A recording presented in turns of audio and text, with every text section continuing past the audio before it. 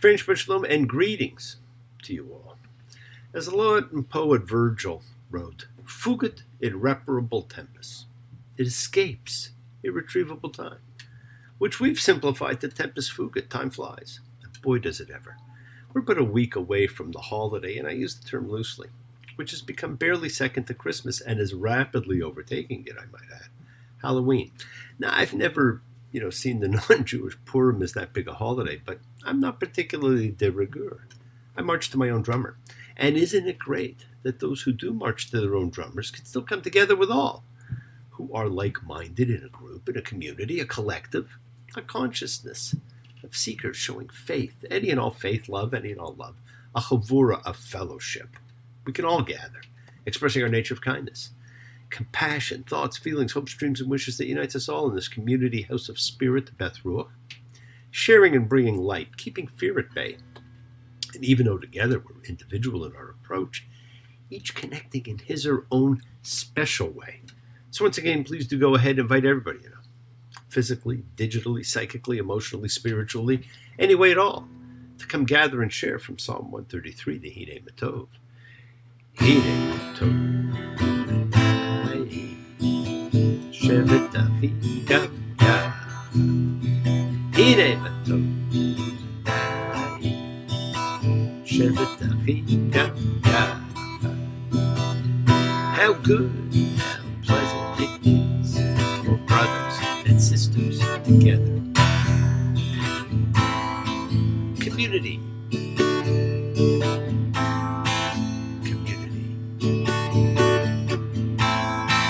Community. Together.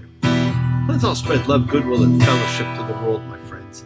It is your setting aside just a little bit of sacred space in your own sacred time to honor, converse with whoever, whatever you happen to believe in, and we all believe in something. It's part of your kavanah, your intention that you put out to the universe. It is your goodwill. And goodwill and intention are the roots of what you do control, of what you can correct. Your intention sets in motion everything that occurs in your lives. Let's take some time now and use that intention and send some of that goodwill, some light and healing out to whoever you know that needs it. Healing and renewal for everyone. Floats through space, finding those in need. So send it out for those you know and for the souls and spirits of everybody you love. So think of whoever that needs healing and renewal and love or just plain goodwill. Focus on them. Call their names. It's not just for people. It's for our pets. It's for the earth. It is the healing of the world. The tikkun olam that's part of our spiritual genetic makeup. We have to help the world. It is not something we ever complete. It is simply an ongoing task to be dealt with in this lifetime. It is for every lifetime. And we must each do our own individual part. Do what we can to improve and change our little corner of the world. Now, part of that healing of the world is when we send thoughts and energy for health and renewal and goodwill for everyone. They don't have to be sick. It's for those in our hearts and our minds. It's like rain. As we all send it out, it just falls on everybody who needs it. So let's all send energy for the people in need everywhere. Special thoughts and prayers for Joseph, Aurelia, and Daniel, for Connie and Luke, for James and Dave, for Eden and Terry, for all our animal friends everywhere, for everyone you know in need, and for the whole world, and for Rosemary. Friends, it is the kindness, the healing wishes, the goodwill and love we all send out. It just circles the world finding those in need. So thank you, each of you, for all you do, for all you care, because the world is a world of spirit, and spirit never dies.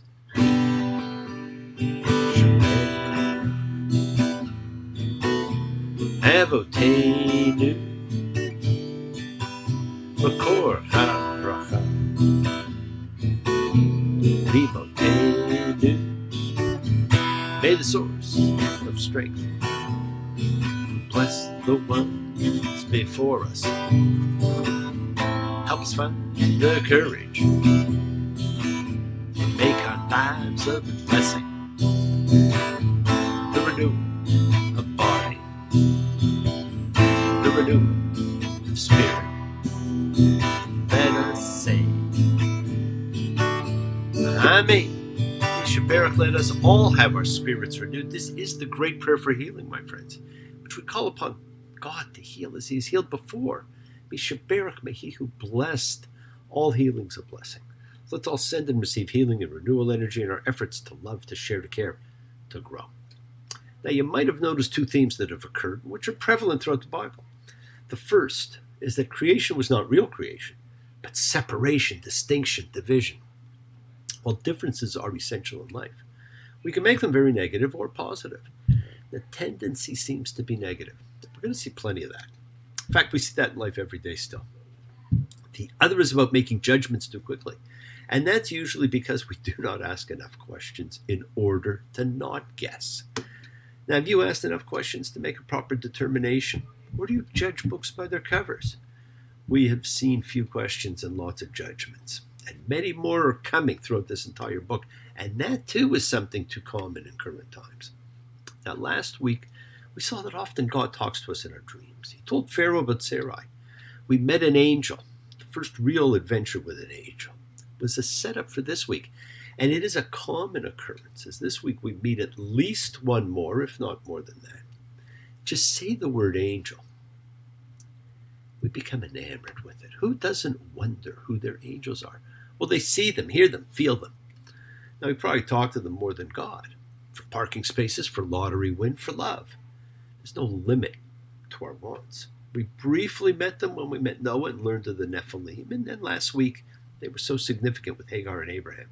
This week, we get probably the most exposure in a short period in the entire Bible, beginning with the great annunciation of Isaac, the story of Lot, Sodom and Gomorrah, and the penultimate reading in Judaism, the Akedah, the binding of Isaac. Every one of them involving angels. You, angel, you,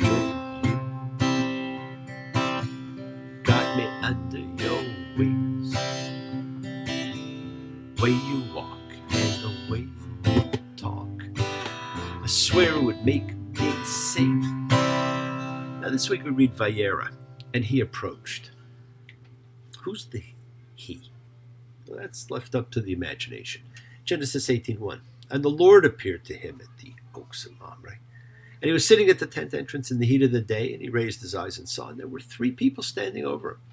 And he saw and he ran toward them from the tent entrance and bowed to the ground. Now we see it's God who appears to Abraham, and then there were 3. The concept of angels and what they represent has been an ongoing debate for thousands of years. There's the belief the angel was a manifested form of God, and thereby almost impossible to know who you were talking to. Who was interceding? Is he meeting God? Is he meeting people? Is he meeting angels? Now, several of the biblical stories involving angels contain confusions such as this.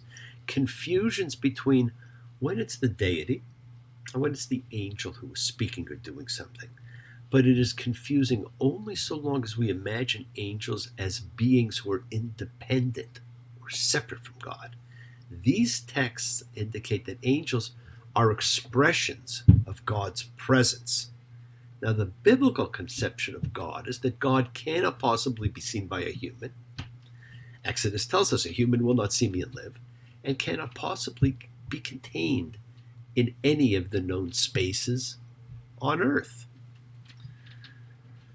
Took an untrodden path once, learn the swift, don't win the race.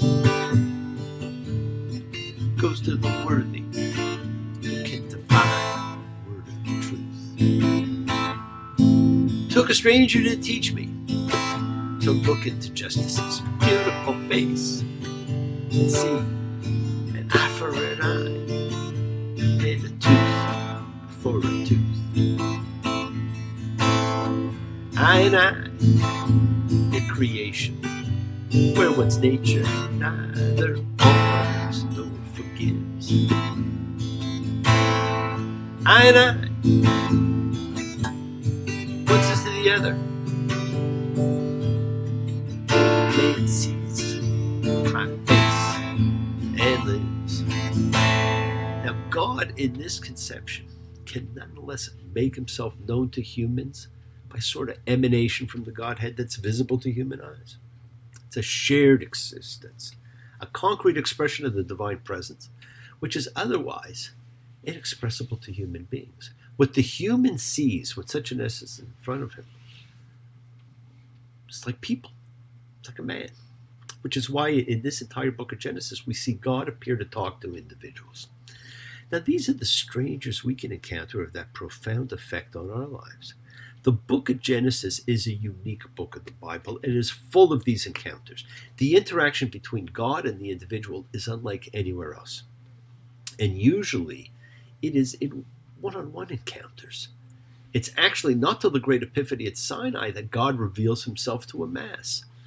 Now, the word angel is the English version of the Greek angelos, all right, which meant messenger. The Hebrew was malach, whose root would be mem, lamed, kaf, MLK, and meant messenger. The word king, malach, has the same root, and the king was the political messenger of God. Now, we finally settled on these cute little Cupid-looking beings as angels, cherubim. But a scant 2 weeks ago, we read about the cherubim being placed at the entry to Eden to keep the displaced man from returning. And those cherubim you did not want to run into. In some ways, an angel is an identifiable thing itself. And in some ways, it is merely a representation of divine presence in human affairs. We never really know, and this reading is full of angels and full of that kind of confusion. Genesis 18:10. And he said, I shall come back to you at the time of life. And here Sarah, your wife, will have a son. Okay, Abraham's 100. Sarah's 90. And Sarah laughed inside her and said, after I've become worn out, am I not pleasure? And my Lord is old. I don't blame her for laughing. But this is a message to all of us, that you're never too old to have pleasure in life. When you read this, I want you to take note of the discussion about to take place. See, this parsha is all about relationships between host and guest, husband and wife, father and son, and all are influenced by the ultimate relationship, man and his creator. So God and Abraham are about to have a chat regarding people and their morals, behaviors, attitudes. God decides just out of the blue to let Abraham in on what he's planning. Well, he's planning on destroying, Sodom and Gomorrah. He's sending these two other beings with him, these angels, to go check on Sodom. Now, if it is as God heard, he will destroy Sodom and Gomorrah. And of course, Abraham argues with him about it, and it's very famous, and we all know, the story. You're a man of the mountains, you can walk on the clouds, manipulator of crowds. You're a dream twister. You're going to Sodom and Gomorrah, but what do you care? Ain't nobody there. Would want to marry your sister. Friend to the martyr, friend to the woman ashamed. You look into the fiery furnace, see the rich man without any name. Now the two angels are heading off, and God's left standing talking to Abraham, and he tells him his plans. And Abraham steps forward and says, will you really wipe out the innocent with the guilty? Oh, what a question. While you cannot see it in translation, in the Hebrew, the term sadiq is used. It has a legal usage as the party judged not guilty in a court of law, but it also has the moral meaning of righteous. So it's will you kill the righteous with the wicked. And it's the meaning we usually ascribe to it. Similarly, the term here for guilty, rasha, also means wicked. And so you get this play on words. Now, we know there's not enough righteous people. God knows there's not enough. He's God. So Abraham's attempt at bargaining is obviously doomed to fail. And God knows it. But he continues to banter and bargain anyhow. And then we read, it rained brimstone and fire from the Lord from the heavens. And that underscores the connection with the flood story. The first time God destroyed the world by water, and he said, fire next time. Here it is, fire. Well, the angels go and they tell Lot and his family to run away. Genesis 19:24, flee for your life. Don't look behind you and don't stop anywhere. And his wife looked back, and she became a pillar of salt. If it's love that you're running from, there is no hiding place. You can't run, you can't hide, you can't run. Just your problems No one else's problems. You just have to face. You can't run. You can't hide. You can't run. So if you just put your hand in mine, we're gonna leave all our troubles behind. We're gonna walk and don't look back. Don't look back. Don't look back. Don't look back. We all know the story about her looking back. Now, maybe it's not Bob Marley, but Peter Tosh's is a pretty good second. To this day, those that dip challah in salt is the reminder of God's word and strength and gifts and power not to look back. And it's our message, my friends, don't look to the past. Look instead to the future. Now, that whole section is great. But because of time constraints, I'm not going to talk about Lot's amazing offer to the townspeople and the resulting karma. This is a whole book about karma. When Lot's daughters seduce him and get pregnant by him. So if you haven't read that before, you're going to want to go and read it now. We also get Abraham's confession that indeed Sarah was his sister. Genesis 20:12. And also she is in fact my sister. My father's daughter, but not my mother's daughter. And she became a wife to me. But we'll leave that alone for now. We then have the story of the miracle birth. Genesis 21:2. And Sarah became pregnant and gave birth to a son for Abraham in his old age at the appointed time that God had spoken, the annunciation. Now Sarah now has a son, and so her jealousy of Hagar and her son, who she does not want to inherit, Ishmael, causes her to have them thrown out and put out to the desert to die. Now, this was the rightful firstborn heir of Abraham, driven out. Now, we're told by angels that they'll be okay. In fact, they will thrive. So, even though Sarah wanted them to die, they're not going to die. But now we're left at the beginning of the penultimate reading in Judaism. It's known as the Akedah, the binding of Isaac. It is so important that we read it every year during the High Holy Days. Genesis 22:1. It was after these things, God tested Abraham. And he said to him, Abraham. And he said, I'm here. Now, the Greek and Samaritan versions have his name called twice here. It's Abraham, Abraham. And that double name calling formula is so important. You will see it used in key places, like I said. And it is a life-defining moment whenever it occurs.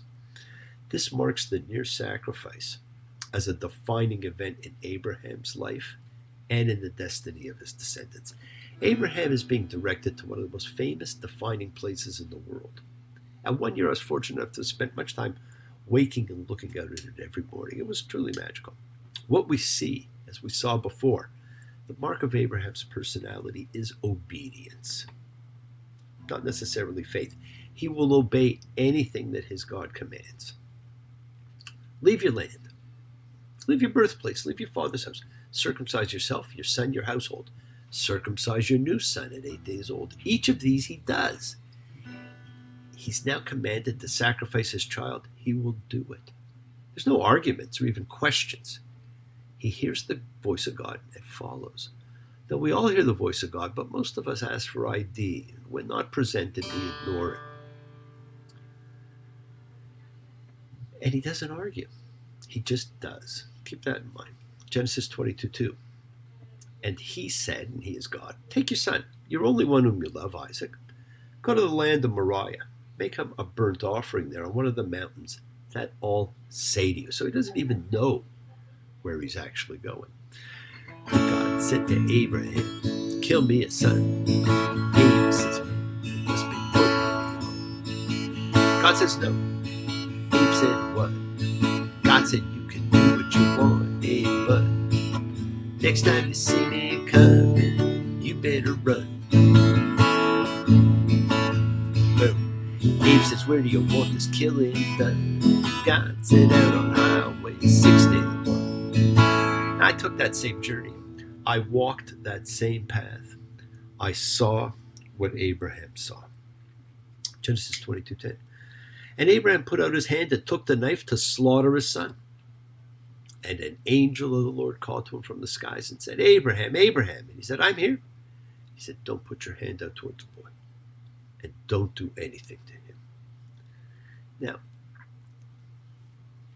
He argued about Sodom and Gomorrah, but he doesn't argue about killing his own son. This marks not just the most significant reading in the Bible, but the permanent history of one of the most important relationships on earth, that of father and son. And it's played out over and over and over again.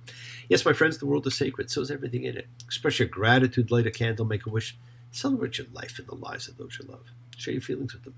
Live free, be free, honor your freedom, be well, be happy, be blessed. Share and honor the light. And all who live in the light and continue to shine.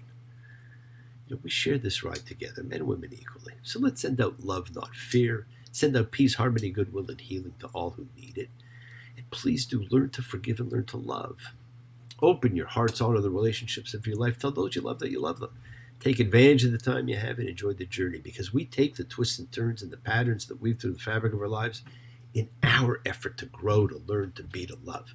So please do love. Now bless you all. Have a fantastic week and examine your intentions. We set in motion everything that happens in our lives. It's our intention, our kavana, our cause, our effect. Everything is linked. Right now, remember, you always have time to forgive and to be forgiven, because you have the knowledge of what is good and bad. So acknowledge what you've done wrong to yourself, to God, and to any person you've wronged, and ask forgiveness. But do so with sincerity, accountability, and vulnerability. Forgive those who've hurt you as you learn to be forgiving and compassionate, because the secret of forgiveness, compassion, and peace is in acceptance. Can you accept yourself, other people in the world as they are? Can you accept life as it is without trying to control it? Because if you do, you can experience the peace that acceptance brings. So do not stop your journey, my friends. Keep moving towards your own promised land. Keep dreaming. Keep on being. Keep sharing. Keep shining. Keep teaching. Keep spreading joy and goodwill. Do not follow fear. Follow love. It's always in front of you. And remember to have faith and unwavering adherence to principle. Just as I have faith in the principle of love in all of you. Act with purity of heart and mind. Despise none, defraud none, hate none. Cherish all. Honor every child of God, every creature of the earth. May all people know peace this year. May you nurture kindness and love everywhere you go. Make the most of your time in this life. Be mindful, be aware, be present in all circumstances. And continue to touch and transform lives around you, because you're never alone. You're forever blessed, and you have the ability to bring blessings to everybody you meet. Health, love, and renewal to everybody you come across. Because we're all energy, and energy cannot be destroyed. It can only be transformed. Your words are your power to transform. Bless others and bless yourself, and love with the heart, because we're all part of a greater whole. Embrace love, not fear, forgiveness, not anger, and be there for someone, because someone will always be there for you. Continue to explore faith and belief in what they mean to you, and you alone. And never accept shame as a natural state. Whatever you feel others have felt, whatever you've experienced others have too. We share together, we learn together, we help each other. We are each of us trying to find love and acceptance and support. We all have or could have that special someone in our lives, so find them, tell them what they mean, and remember, you're never alone. We all are on that journey. We need to forgive and to keep asking forgiveness from those you need. And you got to keep listening to that voice of God or his angels as they continue to talk to you, because they always do 24 hours a day, whether you know it or not. And call your father. Call your son. Because truly one of the most haunting relationships of all is father and son. And we're just at the beginning. For thousands of years, fathers and sons have spoken to each other in different languages. And so much time in relationship has been lost. And time, my friends, can never be replaced. How can I try to explain? When I do, he turns away. Again, it's always